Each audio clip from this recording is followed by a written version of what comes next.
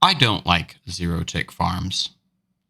However, Mojang seems to keep accidentally reintroducing them back into the game, so I can only conclude that they want us to have it. Hello there, my name is Alaydriem, and welcome back to another Minecraft Bedrock tutorial with your favorite cardigan-wearing Minecraft character. And today in this episode, I'm going to show you how to build this zero-tick kelp farm for your Minecraft Bedrock 1.19.73 world. If you're watching this video in the distant far future, or maybe even the recent future, there's a very good chance that Mojang has re-nerfed this.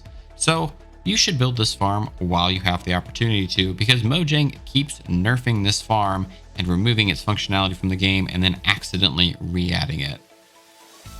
Now, if you're like me, zero-tick farms sort of rub you the wrong way. They feel kind of cheaty, they are glitchy and buggy.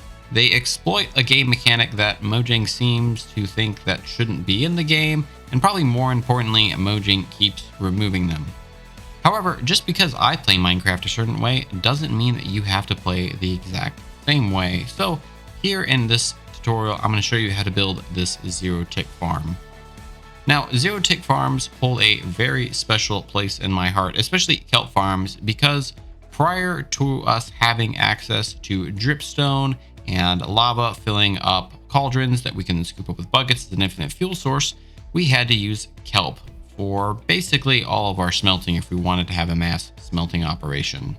Things have obviously changed a lot since then.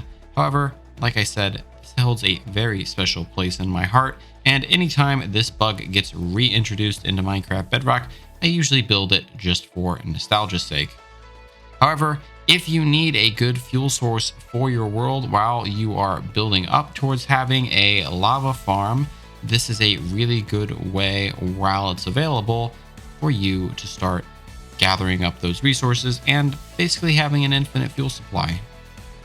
But like any half-decent recipe website, we're gonna skip over my life story and dive straight into the tutorial. So we're gonna go ahead and get started building our very simple clock. You're gonna make this T configuration here with the middle knocked out, torch, dust, lever, and then grab yourself a single redstone repeater, and we're gonna throw that repeater right here. If you click that lever, we will now have a clock. Next, you're gonna come over here and place 4 blocks. We're gonna do 2 blocks forward and then another 2 blocks forward over here.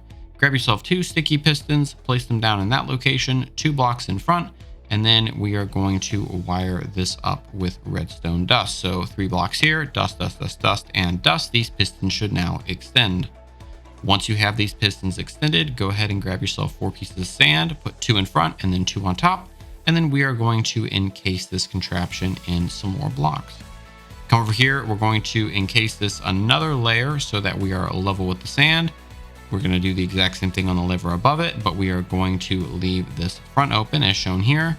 2 regular pistons here, complete another layer, and then up here we're going to complete a final layer of all of our blocks.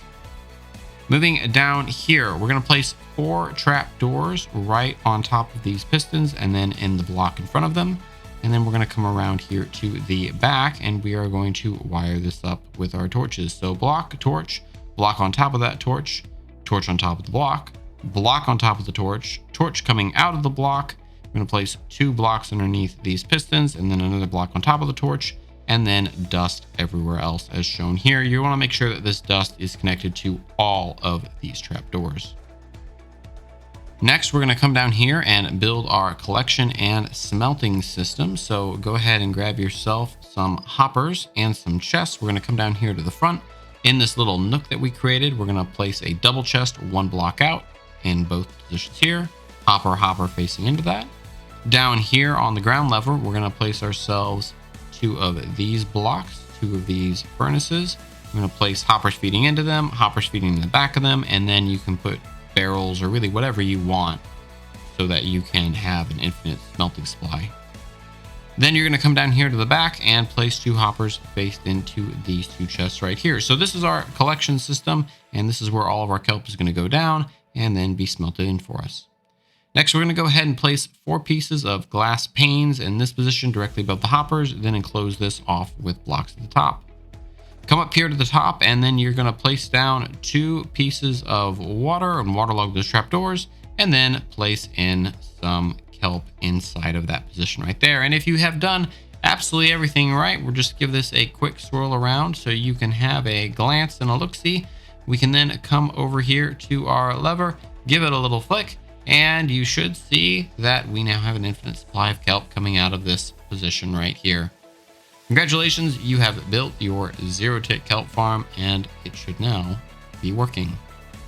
Now, as usual, I will have a full materials list for this farm down below, but as you can see here, this is really all that is for this. The smoker, once you place some fuel source in there, will convert these kelp that you're harvesting down into dried kelp, which then you convert into dried kelp blocks, which then you can use as a fuel source to repower this farm. Now, in the meantime, probably the easiest thing for you to do in order to kickstart this is just grab yourself a couple buckets of lava, come over here to the back, and then place lava in here. Additionally, if you want to use this as an experience farm, you can let the kelp run through, place 2 levers in front of it, just as I did there, and eventually this will build up a ton of XP, and then you can collect the XP just by holding items in the smoker here and then withdrawing them. Like I said, this farm is really easy to set up. Basically, you can kickstart it with a single bucket of lava. That single bucket of lava will produce a ton of kelp for you, and then you can convert that dried kelp back into kelp blocks, which then you can reuse as your fuel source. So you don't have to have an infinite supply of lava, as I have demonstrated here. It is just a good way to get this kick-started over. And in terms of rates, you are producing about 2 pieces of kelp every second or so. And as you can imagine, because we are able to generate this much faster than we would if we were bone mealing things, this is a very, very, very efficient, if not slightly cheaty way of getting yourself an absolute chestful of kelp. Now, a couple things about this farm. Before you build it, you want to make sure that you have it chunk aligned. So if you're using Foxy No Tails pack with the armor stands to find the chunk borders, make sure that this is just fully inside of a chunk border.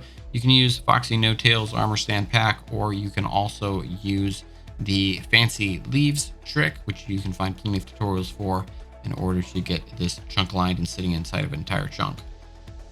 And finally, if for some reason this farm does break while you were in 1.19.73, usually it's just because the kelp got broke. All you really need to do in order to fix that is make sure the sand is in the same position and then replant the kelp, and your farm will be fixed and working again. Very simple to have access to this. You can just put these trapdoors down and then place the kelp inside of that position.